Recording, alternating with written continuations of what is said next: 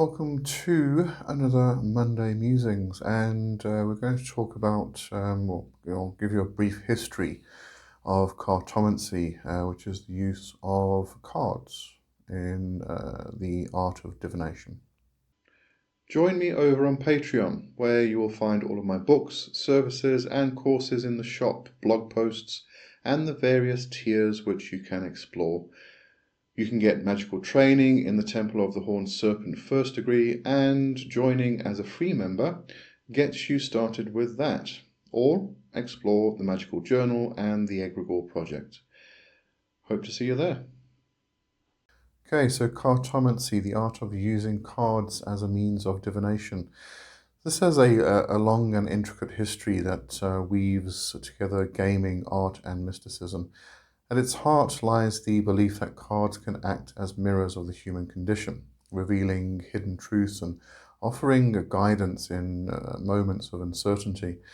From its humble beginnings as a pastime with simple playing cards to the richly symbolic world of tarot, cartomancy has evolved in tandem with the cultures that shaped it, reflecting the societal, spiritual, and psychological currents of each era.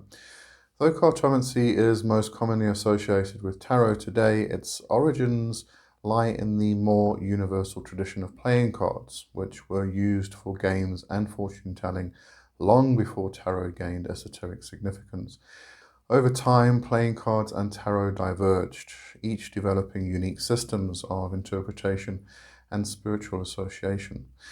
Playing cards with their four suits and numerical ranks became tools for divination by linking their everyday symbolism to broader human experiences, love, money, work, and challenges.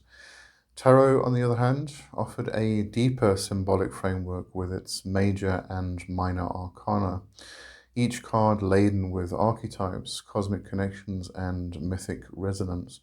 Together, they form the twin pillars of cartomancy, each appealing to different traditions and approaches within the world of divination. The history of cartomancy is not merely a story of how people read cards, it is a reflection of how societies have sought meaning through symbols. From medieval courts to modern living rooms, cards have served as tools for navigating the unknown, fostering a connection between the mundane and the mystical. In tracing this history, we uncover not only the evolution of a practice, but also a window into the human desire to understand the forces that shape our lives. The history of playing cards is a fascinating journey across cultures, trade routes, and centuries. They are believed to have originated in China during the Tang dynasty, which was 1618 to 907 CE, as a blend of entertainment and symbolic representation. The earliest references to playing cards in China describe them as leaf games or yezushi, which were small paper-based tools used for gambling and storytelling. These proto-playing cards were often inscribed with suits or symbols, many of which were precursors to modern designs. The oldest surviving records of playing cards come from the Tang and Song dynasties, with references to decks like the money-suited cards or the Madio Pai, as far as I know how to say it, used in games that mirrored financial transactions. These decks contained four suits: coins, strings of coins, myriads, and tens of myriads, each tied to economic hierarchies of the time.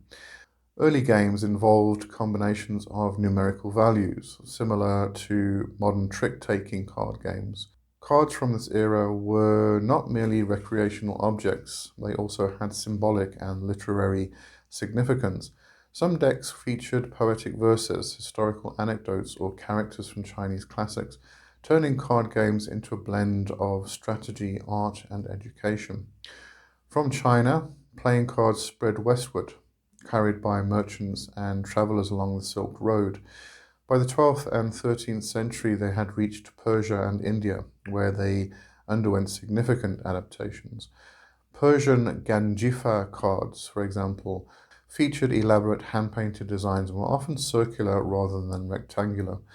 These cards were used in games and had distinct suits such as cups, swords, coins, and polo sticks that would later influence European card designs. The Mamluks of Egypt played a crucial role in transmitting playing cards to Europe. The Mamluk decks, dating to the 14th century, were highly decorative, featuring suits and that corresponded to cups, coins, swords, and polo sticks again. These suits are significant because they are the direct ancestors of the suits in European tarot decks. Mamluk cards were crafted with exquisite artistry, incorporating Islamic geometric patterns and calligraphy as Islam prohibited figurative art. Playing cards arrived in Europe by the late 14th century, likely through trade routes in the Mediterranean or by returning crusaders. The first European cards were closely modelled on the Mamluk decks, though with some regional modifications. In Italy and Spain, the suits of cups, coins, swords, and batons became standard.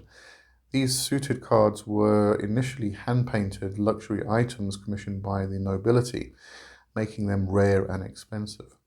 As card production became more widespread with the advent of woodblock printing and later the printing press, playing cards became accessible to the middle and lower classes. Regional styles emerged. Italian and Spanish cards retained the Mamluk suits, while German card makers created unique suits like hearts, bells, acorns, and leaves. By the 15th century, French card makers had developed the suits we recognize today: hearts, diamonds, clubs, and spades, along with the standardized court cards of kings, queens, and knaves, later called jacks. While initially used for gaming and gambling, the symbolic imagery of playing cards naturally lent itself to divinatory practices.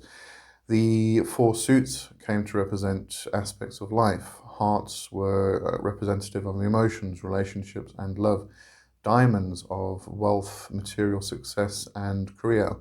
Clubs came to mean work, creativity, and growth, whereas spades were challenges, loss, and endings. By the 15th and 16th centuries, playing cards were being used for fortune telling across Europe. Their straightforward designs made them accessible for intuitive readings, while their portability ensured that cartomancy could spread widely. Folk traditions in countries like France, Italy, and Germany contributed to the development of systems where the numbers, suits, and court cards carried specific meanings. The introduction of playing cards to Europe paved the way for the creation of tarot decks, which expanded on the structure of standard playing cards by adding the major arcana, a series of 22 symbolic cards representing archetypes, spiritual principles, and cosmic forces. Tarot decks were initially created for gaming, like the tarocchi games popular in Italy, but their roots in the iconography of playing cards and the spiritual interpretations of their imagery ensured their place in the esoteric traditions that followed. Playing cards, then, represent more than just a pastime. They are a cultural artifact that has adapted and evolved across centuries. From the royal courts of the Mamluks to the bustling cities of Renaissance Europe, their journey encapsulates a rich history of art, commerce, and mysticism, laying the groundwork for their role in divination and the development of tarot. The tarot is a unique subset of playing cards that emerged during the Renaissance, blending the artistry of the time with symbolic imagery that would later be associated with mysticism and divination. Though today tarot is often viewed through an esoteric lens, its origins lie in gaming and cultural storytelling, only later taking on its spiritual and divinatory significance. The earliest known tarot cards appeared in the 15th century Italy, likely in the courtly cities of Milan, Ferrara, and Bologna. These decks, known as Carta da Trionfi, or Cards of Triumphs, were created as an extension of standard playing cards, which by then had become widely popular across Europe. The triumphs or trump cards were added as a new suit, distinct from the existing four suits of cards, batons or wands, cups, and coins. The Trionfi decks were commissioned by wealthy families, most famously the Visconti and Sforza families of Milan. The Visconti Sforza tarot, one of the earliest surviving examples, was lavishly illustrated and hand-painted with gold leaf. These decks were less about divination and more about celebrating wealth, artistry, and the intellectual pursuits of the Renaissance elite. The imagery of the trump cards drew heavily on allegorical themes popular in Renaissance art, literature, and philosophy, including depictions of virtues such as temperance, justice, and strength, cosmic elements, the sun, moon, and star, and personifications of abstract concepts like death and the wheel of fortune. The original purpose of tarot was as a card game, often referred to as tarocchi in Italy and tarot in France. This game, akin to modern bridge or euchre, used the trump cards to triumph over others in gameplay. The addition of the trump cards added complexity and strategy to traditional card games, making them a favorite among the European nobility. The rules and structure of these games varied regionally, but they laid the groundwork for the 78 card tarot deck we know today. A standard tarot deck consists of firstly the minor arcana, which are the four suits, being the swords, batons or wands, cups, and coins or pentacles, each containing numbered cards, ace through 10, and court cards, king, queen, knight, and page or jack. And also the major arcana, the 22 trump cards, each with unique imagery and symbolic meaning, including cards like the Fool, the Magician, and the World. The inclusion of the Fool, often unnumbered or assigned to the value 0, marked a departure from traditional suits, symbolizing a wild card or an outsider in both gameplay and allegory. For centuries, tarot remained primarily a gaming tool, with no explicit link to mysticism or divination. This changed in the late 18th century when French occultists began to ascribe esoteric significance to the cards. Antoine Cour de Jabula, a Protestant clergyman and amateur Egyptologist, was among the first to reinterpret tarot as a repository of ancient wisdom.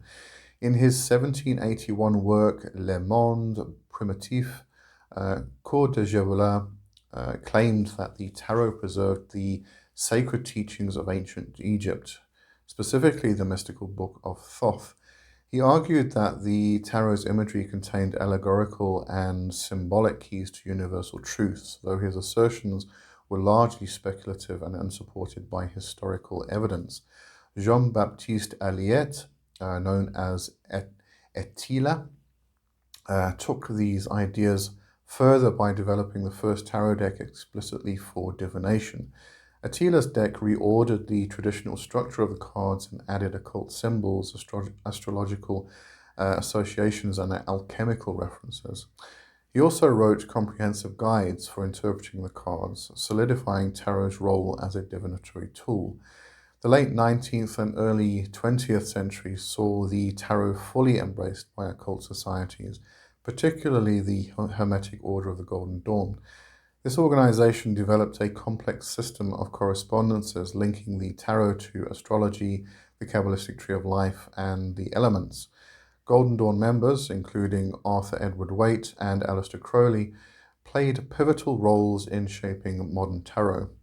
Waite collaborated with artist Pamela Colman Smith to create the Rider-Waite-Smith Tarot in 1909. This deck was groundbreaking in its design. For the first time, all 78 cards featured detailed illustrations, allowing readers to intuitively interpret even the minor arcana. Waite's deck became the foundation for most modern tarot traditions, particularly those focused on introspection and personal growth. Crowley, on the other hand, approached tarot from a more mystical and ceremonial perspective. His Thoth Tarot, created with artist Lady Frida Harris, reimagined the cards with rich symbolism drawn from alchemy, astrology, and thelema. The shift from gaming to divination marked a profound transformation in the use of tarot. By the 20th century, tarot had become deeply intertwined with practices like fortune telling, self reflection, and spiritual exploration. Practitioners began to use tarot spreads, layouts of cards with specific positional meanings, to answer questions about the past, present, and future. Each card, whether from the major or minor arcana, came to represent archetypal energies or life situations. Just as an example, the Fool symbolized new beginnings and boundless potential. The Magician represented willpower and mastery. The Tower warned of upheaval and destruction, while the Star offered hope and renewal.